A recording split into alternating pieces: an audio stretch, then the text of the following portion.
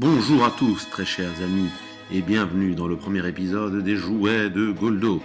Un principe très simple, retrouver dans le fond du grenier de mes parents les merveilleux jouets qui ont bercé mon enfance. Mais attention, pas n'importe quel jouet, les jouets qui bien souvent sont très étroitement liés à un dessin animé de l'époque.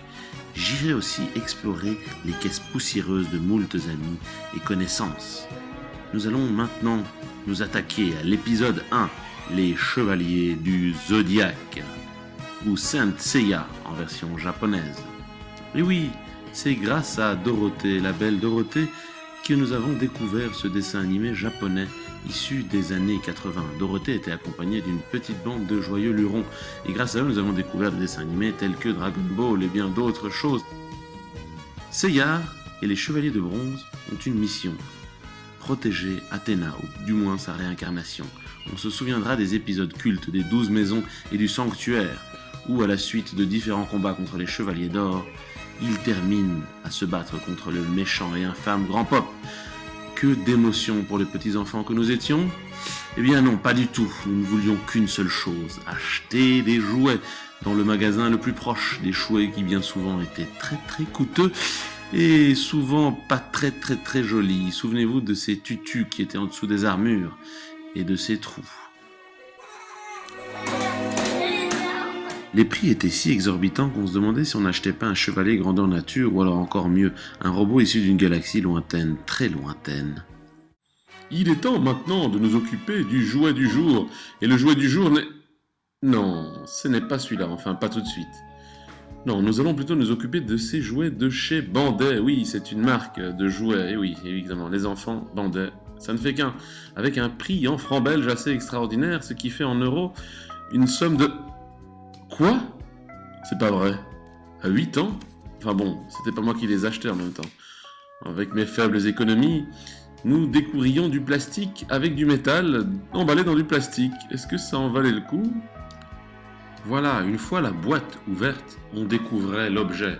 Ce fameux danseur en tutu masculin extraordinaire, ici pour exemple le cygne, ainsi que son petit avatar, qui ressemblait vraiment à un objet pour personne utilisant...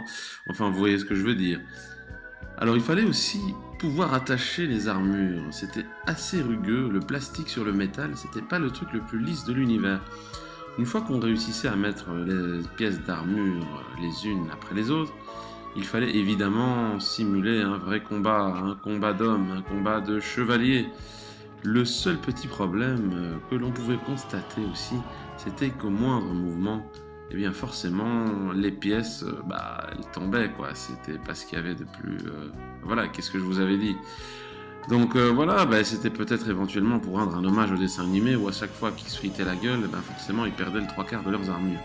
Vous pouvez ici même le constater avec le cygne lorsque l'on mettait son épaulière, enfin ses épaulières, ainsi que son merveilleux plastron, qui était en fait du plastique sur du métal. Le truc pas pratique pour un sou. Mais voilà, vous pouvez constater que hop, y a tout qui volait. C'était plus des objets, je dirais, décoratifs que vraiment des objets de jeu. Même si nous, on les utilisait évidemment comme objets de jeu.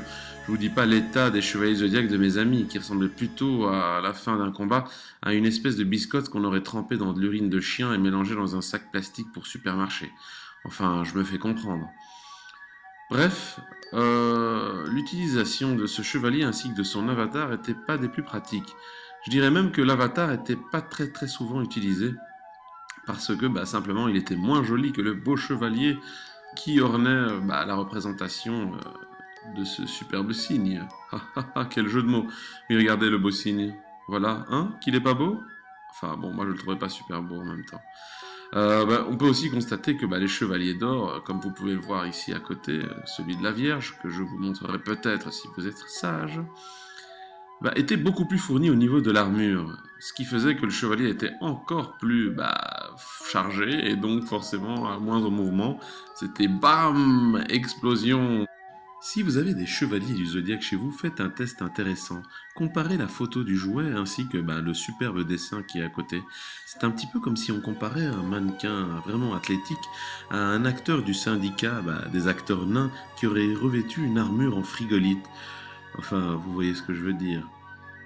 Au final, voilà, j'ai réussi à garder ces objets presque intacts, je dis bien presque, avec leur scellé plastique. Et je pense que je garderai éternellement un souvenir extraordinaire de ces parties où tous les autres essayaient de détruire leurs chevaliers, et moi je les gardais. À une époque où la manette et la console sont reines, il est peut-être temps de ranger ces objets considérés comme has-been, faits en métal et en plastique.